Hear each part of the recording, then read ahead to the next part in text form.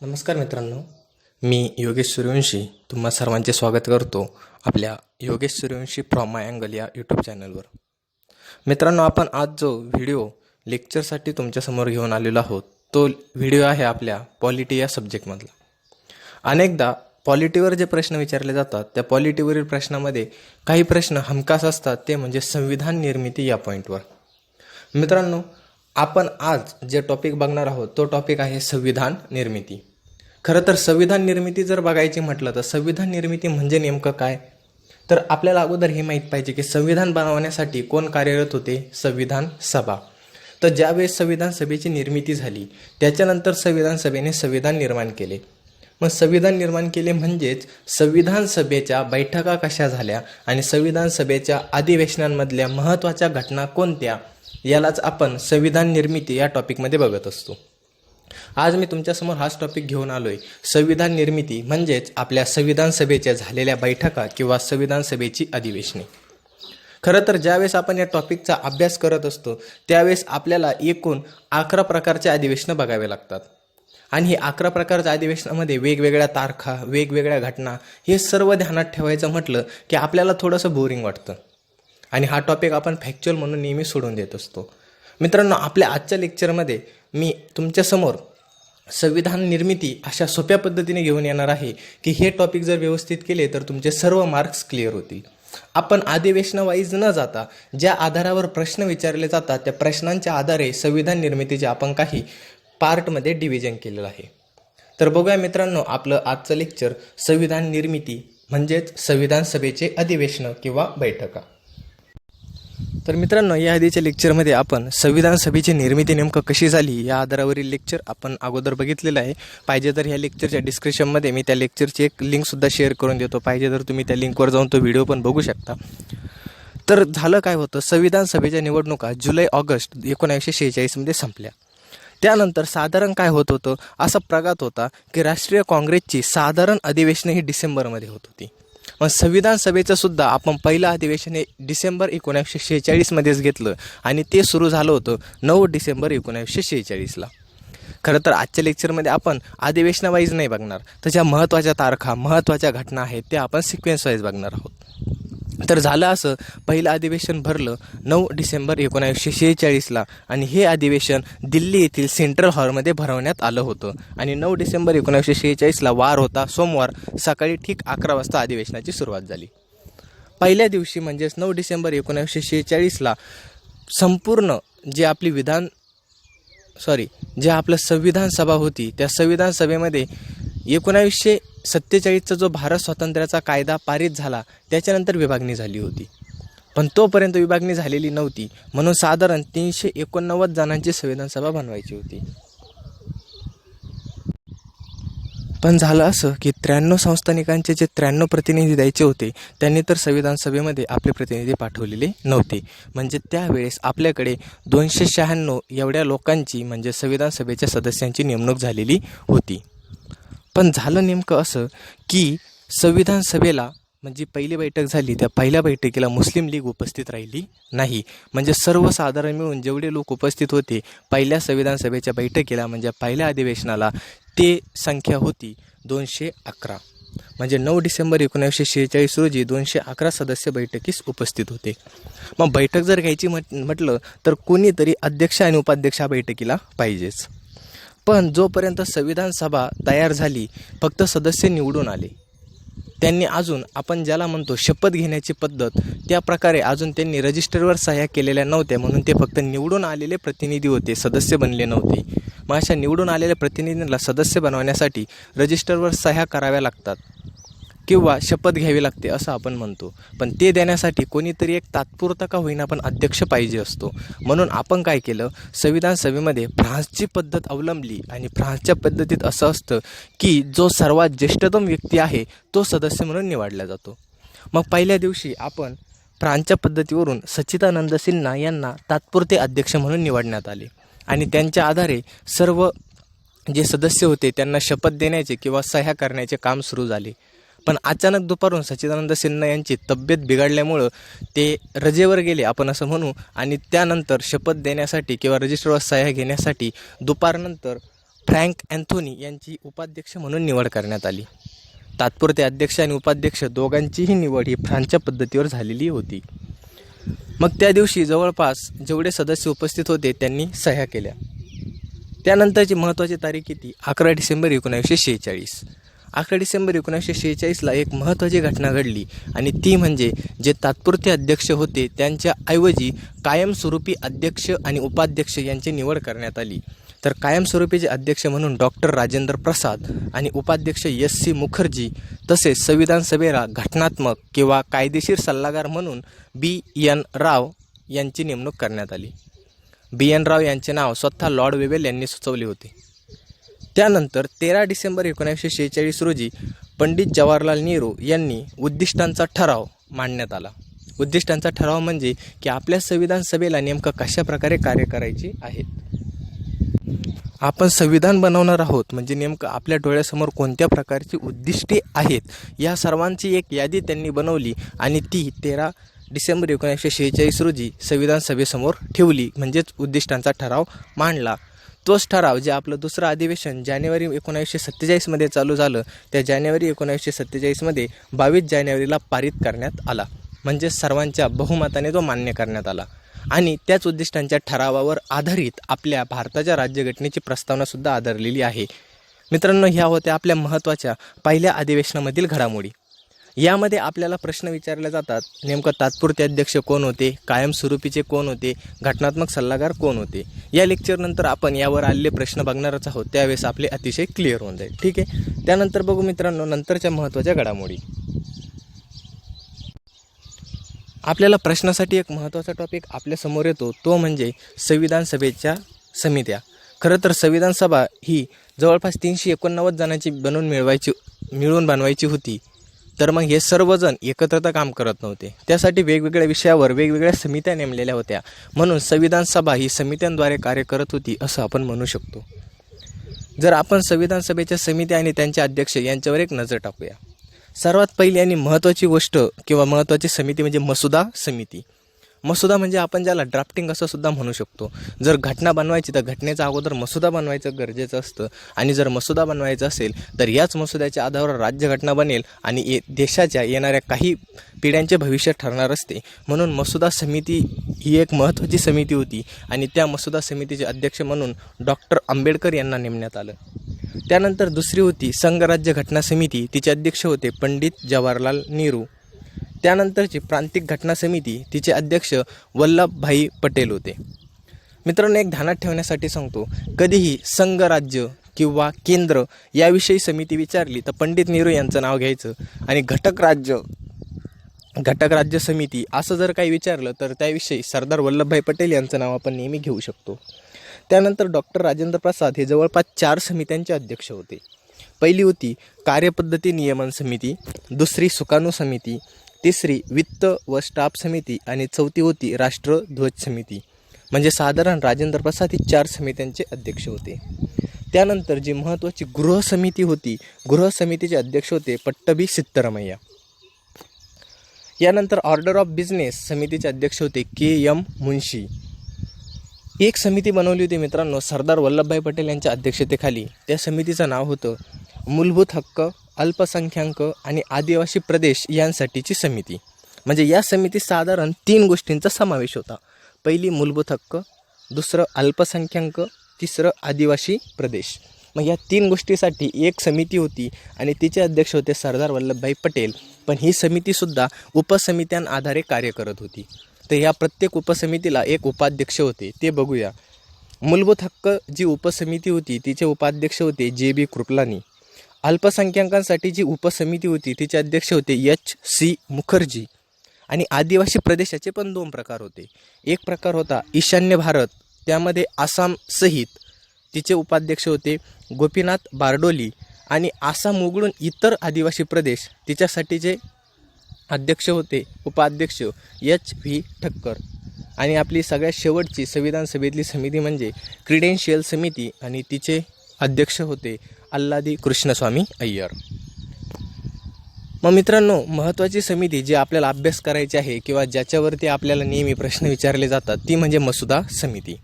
मसुदा जर व्यवस्थित बनवला तरच राज्यघटना चांगली बनू शकते. अशा महत्त्वाच्या मसुदा समितीवर अनेक प्रश्न विचारले जातात. तर त्या मसुदा समितीची स्थापना करण्यात आली होती 29 ऑगस्ट 1947 आणि ती स्थापन करण्यात आली होती डॉक्टर B.R. आंबेडकर यांच्या अध्यक्षतेखाली. मग त्या समितीची स्थापना झाली डॉक्टर बाबासाहेब आंबेडकर यांच्या अध्यक्षतेखाली 29 ऑगस्ट 1947. या समितीची रचना कशी होती? या समितीत अध्यक्ष आणि 6 सदस्य अशी मिळून 7 व्यक्तींची ही समिती बनवलेली होती. तर आपण बघूया आता नेमकं या समितीचे अध्यक्ष आणि सदस्य कोण कोण होते. या समितीमध्ये अध्यक्ष म्हणून कार्य करत होते डॉक्टर B.R. आंबेडकर. त्यानंतर यांच्या अध्यक्षतेखाली 6 सदस्य होते. पहिले होते N. गोपालास्वामी अय्यंगार, दुसरे होते आल्हादी कृष्णस्वामी अय्यर, तिसरे होते K.M. मुन्शी, चौथे होते सईद मोहम्मद सादुल्लाह आणि 5वे सुरुवातीला मित्तर यांची नेमणूक करण्यात आली होती. पण त्यानंतर मित्तर यांच्या ऐवजी N. माधवराव यांची नेमणूक झाली आणि जे 6वे होते ते होते D.P. खेतान, पण त्यांच्या ऐवजी नंतर T.T. कृष्णामाचारी यांची नेमणूक करण्यात आली. म्हणजे आपण असं म्हणू शकतो की मित्तरांच्या ऐवजी माधवराव आले आणि D.P. खेतानांच्या ऐवजी T.T. कृष्णामाचारी आले. कारण या दोघांपैकी एकाची तब्येत खालावल्यामुळे त्यांनी मसुदा समितीचा राजीनामा दिला आणि एका जणाचा मृत्यू झालेला होता. मसुदा समितीने मित्रांनो मसुदा बनवण्यासाठी तब्बल 114 दिवस काम केलं आणि ह्या 114 दिवसामध्ये 60 देशांच्या घटनेचा विचार करून आपली भारताची घटना बनवण्यात आली. 60 देशाच्या घटनेचा विचार केला म्हणजे काय? प्रत्येक राज्यघटनेमध्ये जे महत्त्वाचे आणि अतिशय चांगले पॉईंट आहे त्याच पॉईंटचा आपण अभ्यास करून आपल्या भारतासाठी कशी उज्ज्वल राज्यघटना बनवता येईल त्याचा विचार करण्यात आला. म्हणून अनेक जण राज्यघटनेवर टीका करताना असं बोलतात की भारताची राज्यघटना म्हणजे एक ठिगळांचे कार्य आहे, म्हणजे ठिगळ लावून बनवलेली गोष्ट आहे, ज्याला आपण पॅच म्हणतो. मग त्यावर उत्तर देताना घटनाकारांनी ही सांगितलं होतं की हो, आमची राज्यघटना ठिगळांचे कार्य आहे, पण ते ठिगळांचे अतिशय सुंदर आणि उत्कृष्ट कार्य आहे. हे झाले मित्रांनो मसुदा समितीविषयी. मसुदा समितीमध्ये आपल्याला अध्यक्ष कोण होते, सदस्य कोण होते, तिची स्थापनेचा दिवस काय, या सर्वांवर प्रश्न विचारले जातात. यानंतर नेमकं बघूया मसुदा समितीची स्थापना तर झाली, मग मसुद्याची निर्मितीची नेमका प्रक्रिया कशी होती. मसुदा समितीची स्थापना 29 ऑगस्टला झाल्यानंतर त्या जवळपास साधारण 5 ते 6 महिने मिळून या मसुदा समितीने सर्व देशांचा विचार करून एक कच्चा किंवा पहिला मसुदा बनवला, जो फेब्रुवारी 1948 तयार झाला. आणि मसुदा समितीचं म्हणणं असं होतं की जर मसुदा राज्यघटनेचा आहे आणि राज्यघटना जर जनतेसाठी बनवायची तर नेमकं जनतेलासुद्धा राज्यघटनेतून काय अपेक्षित आहे हे कळावं, म्हणून मसुद्यावर जनतेच्याही काही टीका आणि सूचना मिळाव्या यासाठी आपण फेब्रुवारी 1948 पहिला मसुदा जो आपण मसुदा समितीने बनवला होता तो जनतेमध्ये पाठवून दिला आणि जनतेला त्यासाठी सूचना आणि मार्गदर्शन सुचवण्यासाठी जवळपास 8 महिन्याचा कालावधी पुरवला. त्यानंतर 8 महिन्यामध्ये जनतेकडून जे काही सूचना आणि मार्गदर्शन मिळवल्या गेलं त्या सर्वांचा विचार करून मसुदा समितीने पुन्हा दुसरा मसुदा ऑक्टोबर 1948 बनवला आणि तो दुसरा मसुदा त्यांनी संविधान सभेच्या अध्यक्षांना देण्यात आला. त्यानंतर संविधान सभेच्या अध्यक्षांनी थोड्याफार काही दुरुस्त्या वगैरे सुचवल्या आणि त्यानंतर त्यांच्या दुरुस्त्या प्लस जनतेचे मार्गदर्शनाने मिळवलेला दुसरा मसुदा या सर्वांचे एकत्रीकरण केले आणि मसुदा समितीने तिसरा आणि अंतिम मसुदा 4 नोव्हेंबर 1948 रोजी संविधान सभेला सादर केला. या अंतिम मसुद्यावर संविधान सभेमध्ये साधारणपणे 3 वेळेस वाचन करण्यात आले आणि त्याच्यावर 3 वेळेस चर्चाही घेण्यात आल्या. म्हणजे आपलं जे संविधान सभेचं शेवटचं 11वं अधिवेशन होतं त्या 11व्या अधिवेशनामध्ये आपण या सर्वांवर चर्चा वगैरे करून भारताच्या मसुद्याचं रूपांतर भारताच्या राज्यघटनेमध्ये केलं आणि 26 नोव्हेंबर 1949 रोजी ही अंतिम घटना तयार होऊन त्याच्यावर 284 सदस्यांनी सह्या केल्या आणि घटनेची स्वीकृती केली आणि 26 नोव्हेंबर 1949ला आपल्या संविधान सभेचं 11वं अधिवेशन संपलं. या 11व्या अधिवेशनामध्ये 284 सदस्यांनी सह्या केल्या. त्यावेळेस बाहेर रिमझिम पाऊस पडत होता. मग असं समजण्यात आलं की रिमझिम पाऊस पडणं म्हणजे हा एक भारताच्या राज्यघटनेसाठी एक शुभ शकुन मानण्यात आलेला होता. मग मित्रांनो, संविधान सभेने मसुदा तयार करून घटना बनवण्याच्या व्यतिरिक्त अजूनही काही महत्त्वाची कामं केलेली आहेत ज्याची साल, तारीख आणि ते कामं आपल्याला जोड्या लावामध्ये विचारले जाऊ शकतात. यामध्ये पहिलं काय, मे 1949 भारताने भारताच्या राष्ट्रकुल सदस्यत्वास मान्यता द्यावी असा एक प्रस्ताव भारताच्या संविधान सभेकडे आला आणि भारताच्या संविधान सभेने त्या सदस्यत्वाचा प्रस्ताव मान्य करून भारताच्या राष्ट्रकुल सदस्यत्वास मान्यता दिली. संविधान सभेची निर्मिती चालू असतानाच अधिवेशनामध्ये आंध्र प्रदेशचे रहिवासी असणारे व्यंकय्या पिंगली यांनी भारताच्या राष्ट्रध्वजाची एक डिझाईन तयार केली होती आणि त्या डिझाईनचा आपण स्वीकार केला. राष्ट्रध्वज समितीचे अध्यक्ष कोण होते? डॉक्टर राजेंद्र प्रसाद. तर व्यंकय्या पिंगली यांनी जो राष्ट्रध्वज डिझाईन केला त्याची आपण स्वीकृती केली 22 जुलै 1949ला. त्यानंतर 24 जानेवारी 1950 रोजी राष्ट्रगीत, राष्ट्रगान आणि पहिले राष्ट्रपती यांची निवड करण्यात आली. मग राष्ट्रगीत म्हणून आपण जन गण मन, राष्ट्रगान म्हणून वंदे मातरम आणि पहिले राष्ट्रपती म्हणून डॉक्टर राजेंद्र प्रसाद यांची निवड करण्यात आली. त्यानंतरच्याच दिवशी जानेवारी 1950मध्येच सर्वोच्च न्यायालयाची स्थापना करण्यात आली आणि भारताच्या निवडणूक आयोगाची सुद्धा स्थापना करण्यात आली. कारण आपल्याला ज्या निवडणुका घ्यायच्या होत्या त्याच्यासाठी निवडणूक आयोग स्थापन करणं गरजेचं होतं. मग या सगळ्या प्रोसेस निवडणुकीच्या खूप मोठ्या होत्या. या स्थापनेनंतर साधारण 2 वर्षानंतर म्हणजे 1952मध्ये निवडणुका घेण्यात आल्या. कारण मतदारसंघाची रचना, उमेदवार, पक्ष, त्यांचे पक्षचिन्ह ही सर्व खूप मोठी प्रोसेस होती. म्हणून साधारण 2 वर्ष आपल्याला त्यासाठी लागले. यानंतरचा आपण महत्त्वाचा टॉपिक असा बघणार आहोत की संविधान सभा जी तयार झाली होती आपली जुलै-ऑगस्ट 1946ला, तिच्या रचनेमध्ये काही कालांतराने टप्प्याटप्प्याने बदल होत गेले. ते नेमकं कशा पद्धतीने? सर्वात पहिलं आणि महत्त्वाचा बदल म्हणजे काय तर 28 एप्रिल 1947ला 6 संस्थानांचे प्रतिनिधी संविधान सभेत दाखल झाले. आपण सुरुवातीलाच बघितलं की 93 सदस्य जे संस्थानिकांचे होते त्यांच्या नेमणूक संस्थानिकांनी केलेल्या नव्हत्या. कारण त्यांचं असं म्हणणं होतं की आम्हाला संविधान सभेत भाग घ्यायचा नाही. त्यामुळे सुरुवातीपासून ते संविधान सभेत सामील झालेले नव्हते. पण 28 एप्रिल 1947मध्ये 6 संस्थानांचे प्रतिनिधी संविधान सभेत दाखल झाले. ते 6 संस्थान कोणते होते? बडोदा, बिकानेर, जयपूर, पटियाला, रेवा आणि उदयपूर. हा एक महत्त्वाचा बदल. त्यानंतर महत्त्वाची दुसरी गोष्ट म्हणजे मुस्लिम लीग आत्तापर्यंत तरी अधिवेशनामध्ये सामील झालेली नव्हती. ती फक्त 3ऱ्या अधिवेशनामध्ये संविधान सभेत हजर झालेली होती. हा पहिला महत्त्वाचा बदल संविधान सभेच्या रचनेत झालेला. त्यानंतर दुसरा महत्त्वाचा बदल कधी झाला? भारत स्वातंत्र्याचा कायदा 1947 पारित झाल्यानंतर. कारण ज्यावेळेस भारत स्वातंत्र्याचा कायदा 1947 पारित झाला त्याने भारत आणि पाकिस्तान अशी 2 वेगवेगळी राष्ट्र निर्माण करण्यात आली. मग ही 2 वेगळी राष्ट्र निर्माण केल्यामुळं मुस्लिम लीग अर्थातच भारताच्या संविधान सभेतून बाहेर पडली. त्यामुळे भारताच्या संविधान सभेची जी सदस्य संख्या होती ती 389 वरून कमी होऊन 299 वर आली. मग भारत स्वातंत्र्याचा कायदा 1947ला पारित झाल्यानंतर हा एक महत्त्वाची गोष्ट घडली किंवा संविधान सभेत रचना झाली. ती म्हणजे काय तर भारताच्या संविधान सभेच्या सदस्यांची संख्या आली 299 वर. आणि भारत स्वातंत्र्याचा कायदा 1947 पारित झाल्यानंतर संविधान सभा ही भारताची सार्वभौम सभा बनली. सार्वभौम याचा अर्थ म्हणजे काय? तिला काही अधिकार देण्यात आले. सर्वात पहिला सार्वभौम बनली म्हणजे तिच्या हातात कोणते अधिकार आले? पहिला अधिकार, भारतासाठी ब्रिटिशांनी कायदे करून ठेवले होते ते रद्द करण्याचा अधिकार भारताच्या संविधान सभेला मिळाला. दुसरा अधिकार, ब्रिटिशांनी जे कायदे केले त्याच्यात थोडेफार बदल करू शकतात. किंवा तिसरा अधिकार, भारतासाठी नवीन कायदे बनवण्याचा अधिकार सुद्धा भारताच्या संविधान सभेला बनली. यालाच म्हणतात भारताची संविधान सभा 1947 साली सार्वभौम बनली. मग ज्यावेळेस 1947 साली भारताच्या संविधान सभेला सार्वभौमत्वाचा दर्जा मिळाला. सार्वभौमत्वाचा दर्जा म्हणजे आता संविधान सभेला कायदे करण्याचा अधिकार पण मिळाला. म्हणजे संविधान सभेचे आपण 2 रूपं बघू शकतो. पहिलं रूप ज्याच्यासाठी संविधान सभा तयार करण्यात आली होती ते म्हणजे घटना निर्मितीचं काम, आणि सार्वभौम बनल्यानंतर संविधान सभेकडे आले कायदे निर्मितीचे काम.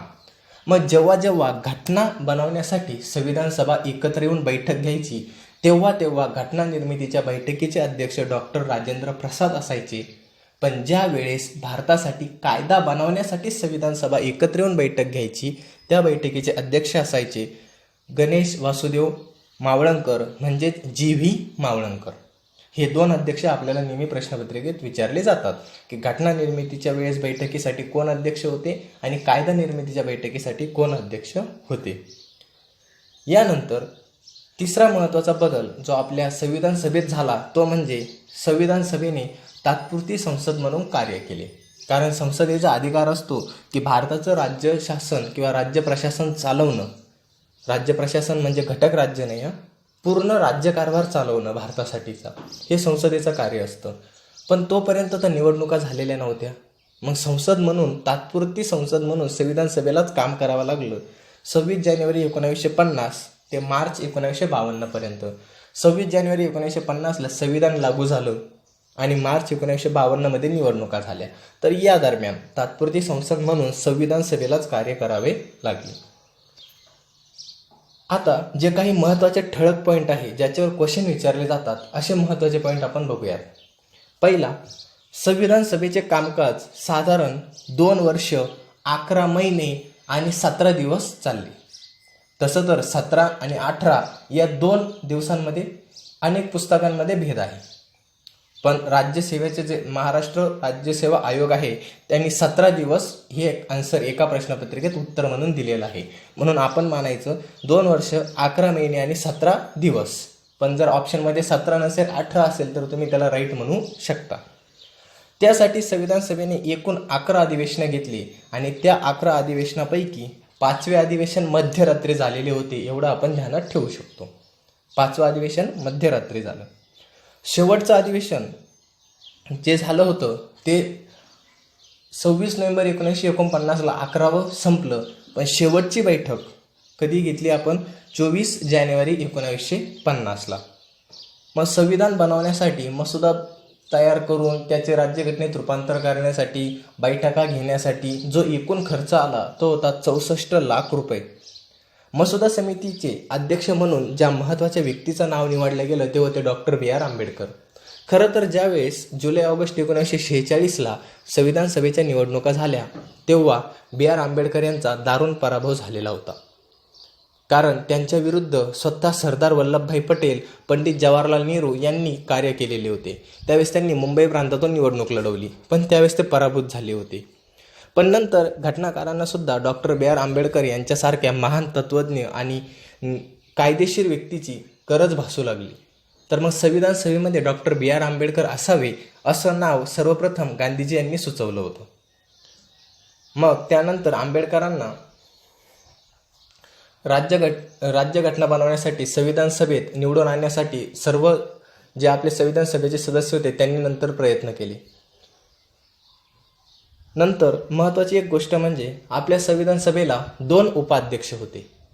सुरुवातीला आपण बघितलं S.C. मुखर्जी यांची उपाध्यक्ष म्हणून निवड झाली. पण यांची उपाध्यक्ष म्हणून निवडणूक झाल्यानंतर ज्यावेळेस भारत स्वातंत्र्याचा कायदा 1947 पारित झाला त्यावेळेस S.C. मुखर्जी हे ज्या मतदारसंघातून निवडून आले होते तो मतदारसंघ फाळणीमुळे पाकिस्तानात गेला होता. म्हणजे S.C. मुखर्जी यांचं काय झालं होतं, पाकिस्तानात ते गेले. पण पाकिस्तानात गेल्यानंतर त्यांना तर भारतात राहायचं होतं म्हणून त्यांनी पुन्हा भारताच्या एका मतदारसंघातून संविधान सभेवर नेमणूक झाली पुन्हा S.C. मुखर्जी यांची. म्हणजे ते पुन्हा उपाध्यक्ष बनले. पण त्याच काळामध्ये संस्थानिकांनी सुद्धा संविधान सभेत भाग घेतला होता.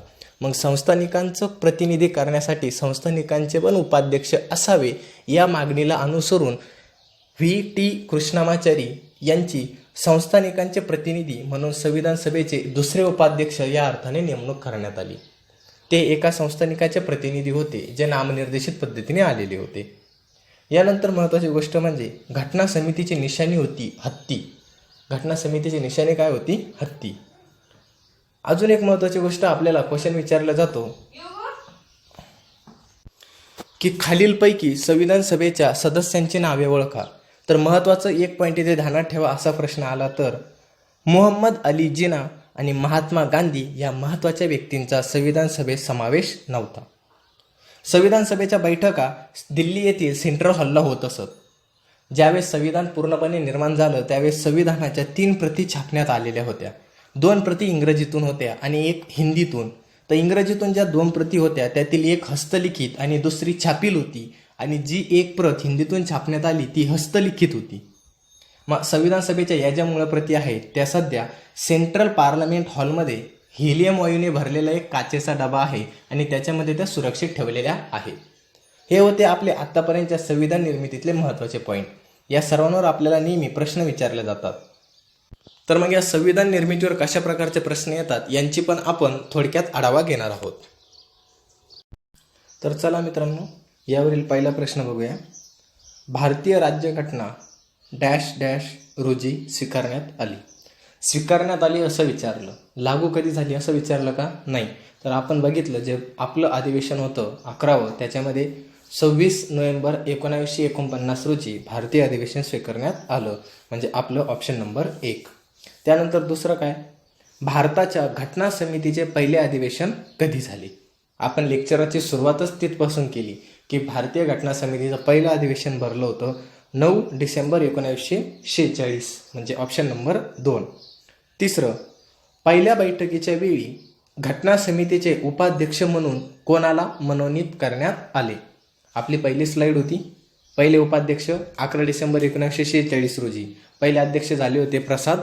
दुसरे उपाध्यक्ष कोण झाले होते? 9 डिसेंबर 1946 रोजी पहिले उपाध्यक्ष म्हणून कोणाला मनोनीत करण्यात आले? Frank Anthony. कारण यांनी काय विचारलं? पहिल्या बैठकीच्या वेळी, म्हणजे पहिली बैठक म्हणून आपण फ्रँक अँथोनी यांना उपाध्यक्ष म्हणून निवडलं होतं, जी आपली फ्रान्सची पद्धत होती. आलं लक्षात? म्हणजे ऑप्शन नंबर 4. त्यानंतर चौथा प्रश्न काय, डॅश डॅश हे भारतीय घटना समितीचे अध्यक्ष होते. भारतीय घटना समितीचे अध्यक्ष कोण होते? आंबेडकर नाही, वल्लभभाई पटेल नाही, पंडित नेहरू नाही. मग ऑप्शन काय? राजेंद्र प्रसाद. यांनी तात्पुरते पण विचारलं नाही आणि कायमस्वरूपी असं काही विचारलं का? नाही. पण मग इथं एकच ऑप्शन आहे जे अध्यक्षाविषयी दिलंय, ते कोणते? डॉक्टर राजेंद्र प्रसाद, म्हणून ऑप्शन नंबर 4. यानंतरचा प्रश्न काय, भारतीय राष्ट्रीय ध्वज समितीचे अध्यक्ष कोण होते? आपण मागाशीच बघितलं, भारतीय राष्ट्रीय ध्वज समितीचे अध्यक्ष कोण होते? डॉक्टर राजेंद्र प्रसाद. त्यानंतर काय, भारतीय संविधानाच्या मसुदा समितीचे अध्यक्ष डॉक्टर आंबेडकर किंवा doctor B.R. Ambedkar, option number 4. संविधान सभेचे कायदेविषयक सल्लागार कोण? कायदेविषयक म्हणजेच घटनात्मक सल्लागार आपण बघितलं पहिल्या स्लाइडमध्ये कोण होते? Doctor sir B.N. राव, ऑप्शन नंबर 4. कोण होते कायदेविषयक सल्लागार? B.N. राव. त्याच्यानंतर बघा, मल्टीलायनर क्वेश्चन म्हणू शकतो किंवा वन लायनर नाही पण मल्टीलायनर, कारण 4 आहेत. चुकीचे वाक्य ओळखायचं ना. खालीलपैकी कोणते वाक्य चुकीचे आहे? घटना समितीची पहिली सभा 9 डिसेंबर 1948 रोजी झाली. हे बघा, सालावर लक्ष द्या. यांनी किती सांगितले? 1948. आणि आपल्याला माहिती आहे पहिली सभा कधी झाली? 1946. म्हणजे पहिलेच वाक्य चुकीचे आहे. म्हणजे याचा अर्थ बाकीचे सर्व काय असणार आहे? बरोबर असणार आहे. 26 नोव्हेंबर 1949ला घटना समितीने राज्यघटना स्वीकृत केली. 284 सदस्यांनी सह्या करून स्वीकृती झाली. 26 जानेवारी 1950ला राज्यघटना अंमलात आली. म्हणूनच आपण 26 जानेवारी प्रजासत्ताक दिन म्हणून साजरा करतो. घटना तयार करण्यासाठी घटना समितीला 2 वर्ष 11 महिने व 17 दिवस, बरोबर आपण बघितलं होतं. 2 वर्ष 11 महिने आणि 17 दिवस. काही जण 18 म्हणतात, पण आयोग किती सांगतं? 17. आलं लक्षात? म्हणजे तिन्ही, दुसरं, तिसरं, चौथं बरोबर आहे, पहिलं चुकीचं होतं, म्हणून पहिलं आहे त्याचं ऑप्शन. यानंतर बघा, खालील विधाने विचारत घ्या. 1946च्या कॅबिनेट मिशन योजनेनुसार भारताची संविधान सभा गठीत करण्यात आली. हे बरोबर आहे. भारतीय संविधान सभेची पहिली बैठक 9 डिसेंबर 1946 रोजी संपन्न झाली. बरोबर आहे. तिसरं, भारतीय संविधान सभेचे 11वे सत्र 14 नोव्हेंबर ते 26 नोव्हेंबर 1949 या काळात पार पडले. हे तिसरं पण बरोबर आहे, कारण मी सांगितलं होतं 11व्या अधिवेशनाच्या शेवटच्या दिवशी म्हणजे 26 नोव्हेंबर 1949ला घटना स्वीकृत झाली. म्हणजे तिन्ही पण काय आहेत? बरोबर. मग प्रश्न काय विचारलं? खालीलपैकी कोणते विधाने बरोबर आहेत? अ बरोबर आहे, ब बरोबर आहे, क बरोबर. म्हणजे अ, ब, क, ऑप्शन नंबर 3 हे त्याचे आन्सर.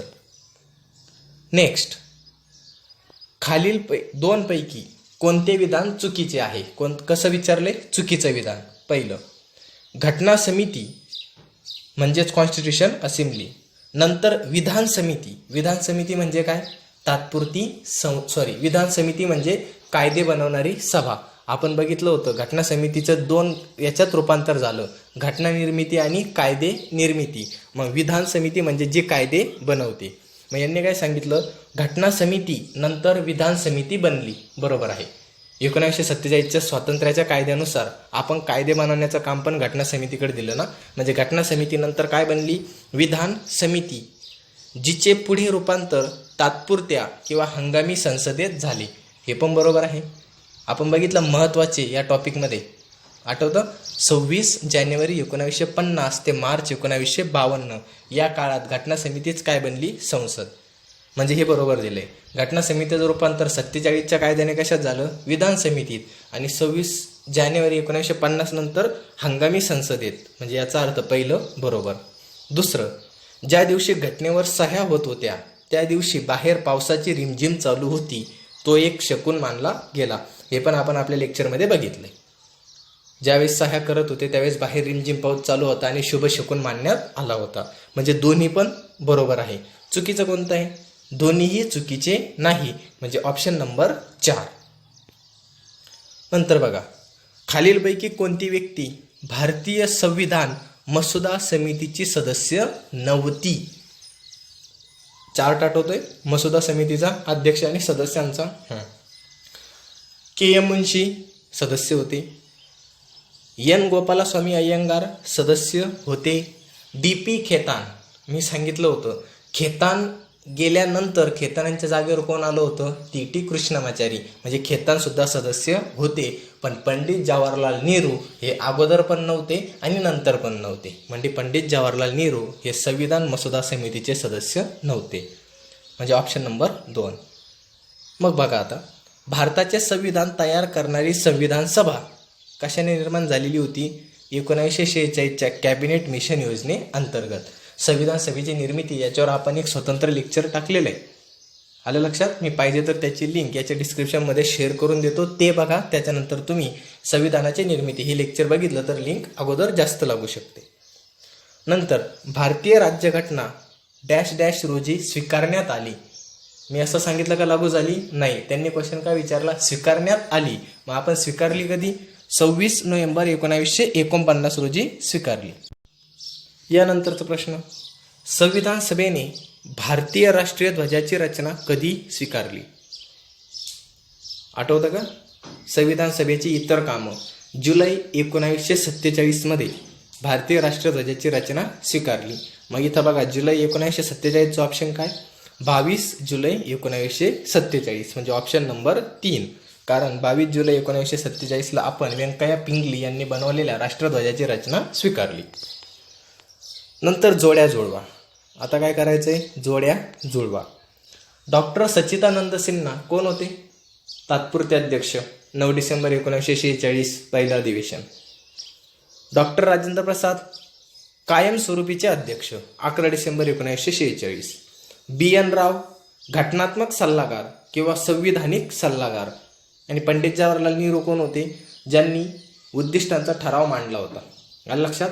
म्हणजे पहिलं अधिवेशन, आपल्या लेक्चरची पहिली स्लाईड 9 डिसेंबर, 11 डिसेंबर, 13 डिसेंबर या पहिल्या स्लाईडवर जोड्या लावायला. सच्चिदानंद सिन्हा कोण होते, तात्पुरते अध्यक्ष. म्हणजे अ साठी ऑप्शन नंबर 4. मग बघा, अ साठी जर 4 जोडी बघायची असेल तर ऑप्शन नंबर 3 आणि 4. म्हणजे पहिले 2 तर कटले. डॉक्टर राजेंद्र प्रसाद कोण होते, कायमस्वरूपीचे अध्यक्ष. म्हणजे ब साठी 3. चला, ऑप्शन नंबर 3 आणि 4 दोन्हीमध्ये पण ब साठी 3. बी.एन. राव कोण होते, संविधानिक सल्लागार. म्हणजे क साठी कोण पाहिजे, 2 आणि ड साठी पाहिजे 1. असं ऑप्शन आपल्याकडे कोणतं सापडतंय, ऑप्शन नंबर 4.